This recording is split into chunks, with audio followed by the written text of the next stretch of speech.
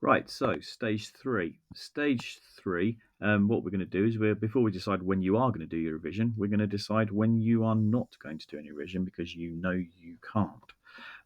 So we're going to cross through all of those days on your revision timetable. That might mean you're going away, you've got a job, something like that. So what sort of examples am I talking about? Well, maybe you're going away for the whole of the Easter weekend.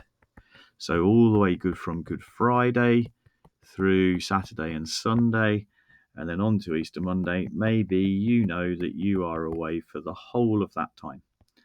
Um, Maybe you know that the first week you are doing something on the Wednesday and Thursday. You've got something that rules out revision then. So we're going to cross out those days during the Easter holidays. So once you cross through those, then we're going to consider maybe there's a day when you've got a job or a club or something like that that rules that out. Perhaps it's a Saturday. So maybe we're going to cross through every single Saturday because we know that at no point are you going to be able to revise on a Saturday. So let's not plan any revision for Saturdays. It might be you decide actually I could do some revision on a Saturday. Maybe I have got a job or something, and maybe I'm going to do some revision in the evenings after it's finished or the mornings before it started. In which case you wouldn't need to cross those out. But what I want you to do is go through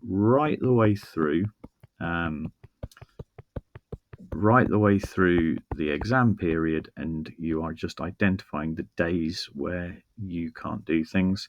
Um, Now, it might be, for example, it might be that there's something you do on a Tuesday, and you think, right, Tuesday I can't revise because I've got this activity. Maybe it's an evening thing, so you could revise during the Easter holidays.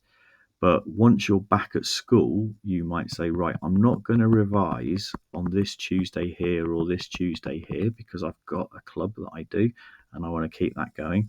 And it might be you go here, actually, I am going to start revising on a Tuesday here. I'm going to stop going to that club. And just for the exam period, I'm going to use my Tuesdays for revision. So, anyway, what I'd like you to do is go through all of the exam season, highlight any days, cross them out that you know you can't revise.